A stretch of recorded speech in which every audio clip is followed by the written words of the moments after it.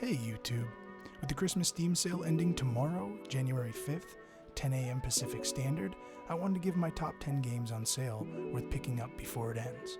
At number 10, I have Cyberpunk 2077 on sale for $30.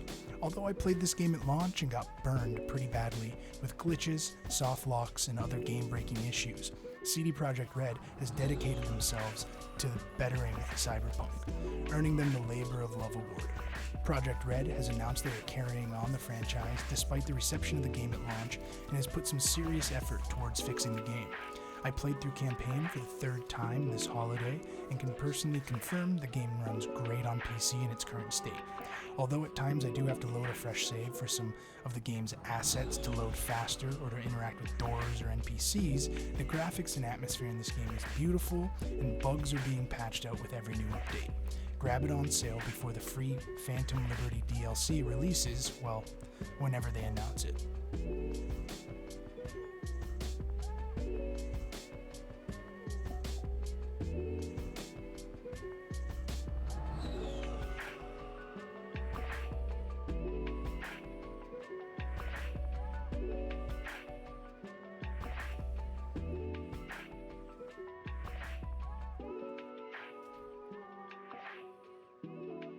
Number 9 on my list is Witcher 3 for $10. I'm putting both Projekt Red games high on the list, not because they're the worst, but because people have had some time to play them. However, for those who haven't played The Witcher 3, with the release of the new update, players who own a copy receive a free next-gen update, new content, and new UI. Personally, I didn't finish The Witcher at launch. It didn't grab me like the previous games did, mostly because of how clunky the casting was. Thankfully, with the most recent update, they have implemented an option for quick casting, which in my mind changes the pace of combat entirely. With this simple change, I gladly sat down and invested around 100 plus hours finishing the campaign and exploring the world. I'm so glad to see these types of updates and quality of life changes for older titles and commend CD Projekt Red's current redemption arc.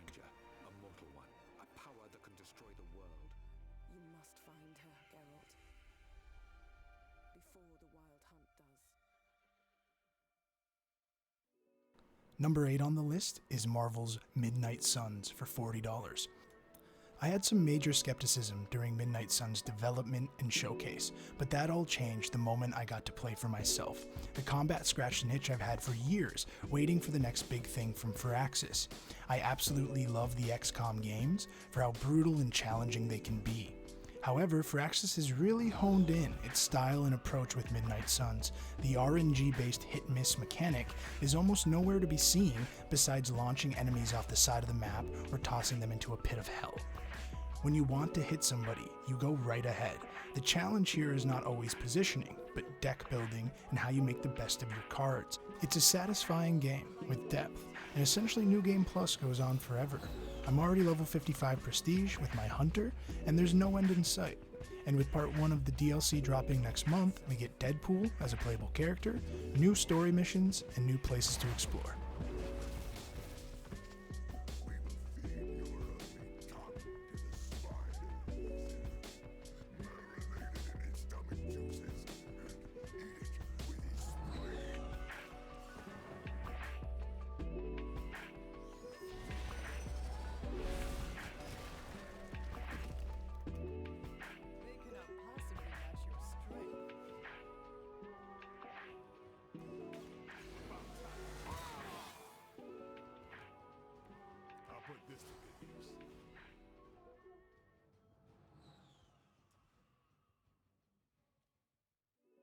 Number 7 on my list is Evil West for $40. If you haven't seen much about this game, the best way to describe it is a blast to the past.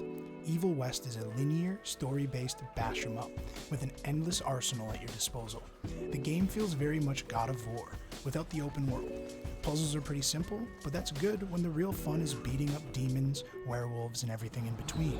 Evil West is set in a steampunk, revolutionary era where industry meets hell. The world is beautiful in its own gross way, and the combat is addicting.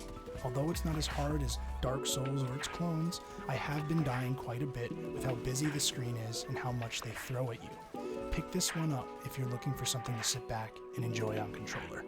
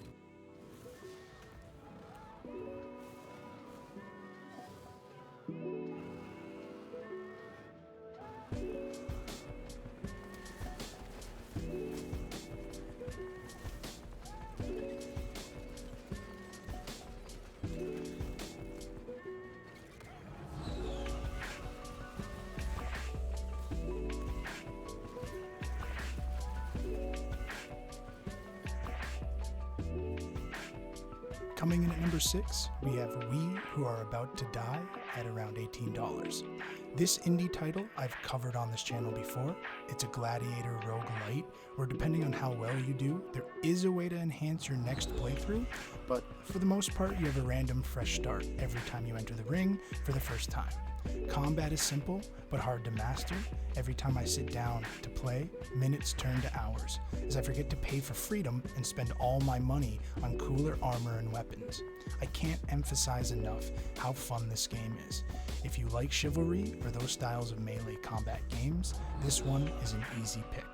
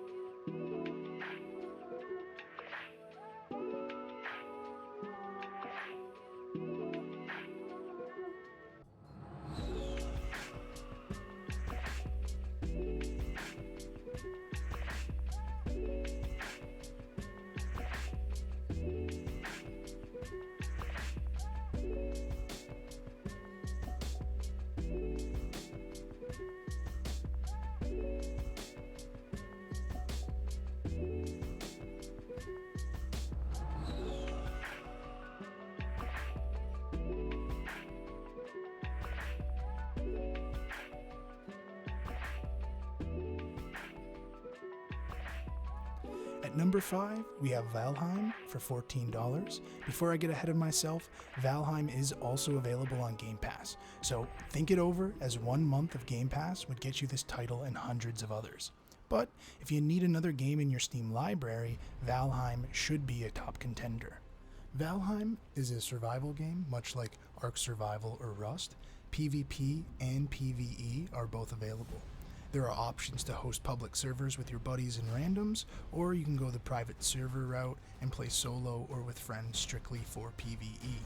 Don't be scared off if PvP isn't your jam, because I have been playing Valheim solo and love it. The Mistlands update have been teased and is coming soon, so there'll be an even larger Norse world to explore sometime in 2023.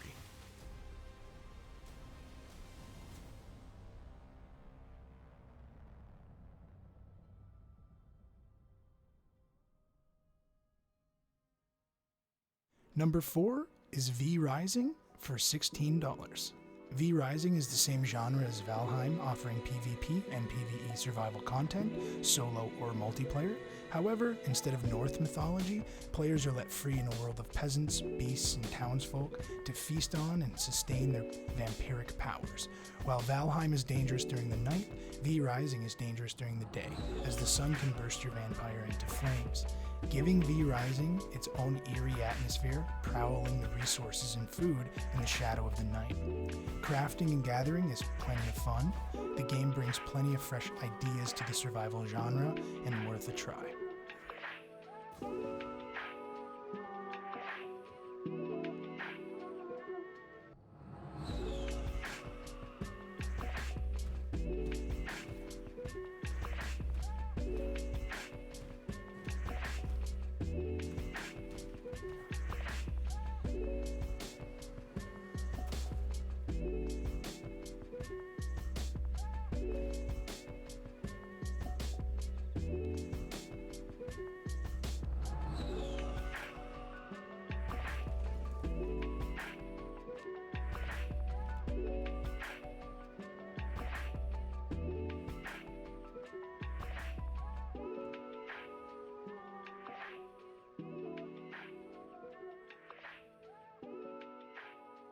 Sitting at number 3 on my list is Choo Choo Charles for $20.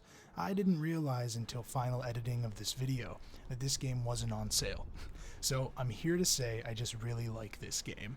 I'm already seeing speedruns online that clock in at sub 21 minutes. That doesn't say much for your experience with the game, however, as the map is huge for a horror game, mixed with RPG elements where you upgrade and armor your personal train car and have heart-racing battles with an 8-legged monstrosity.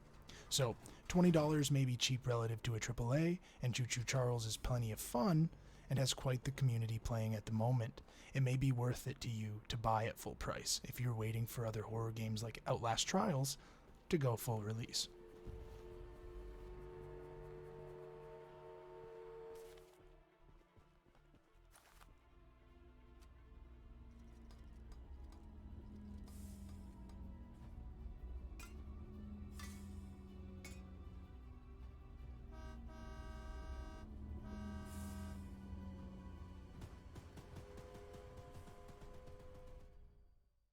And at number 2, I have my favorite game of the year, Rollerdrome, for $20.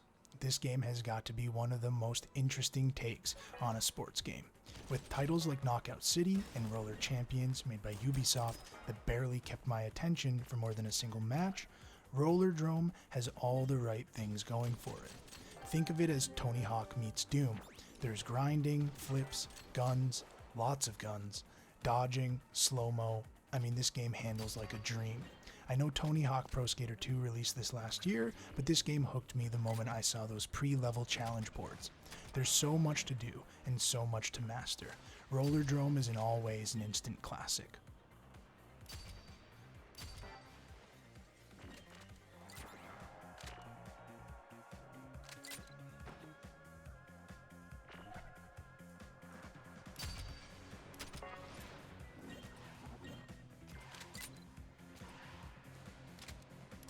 Last but not least, coming in at number 1 for only $4 including DLC. Who could have guessed? Vampire Survivors. As if you haven't seen enough of this game. What can I say that you don't already know? Well, nothing. Buy the game. Stop watching and go buy it. You're gonna love it. That's it for this video. Thanks for watching, and I'll catch you in the next one.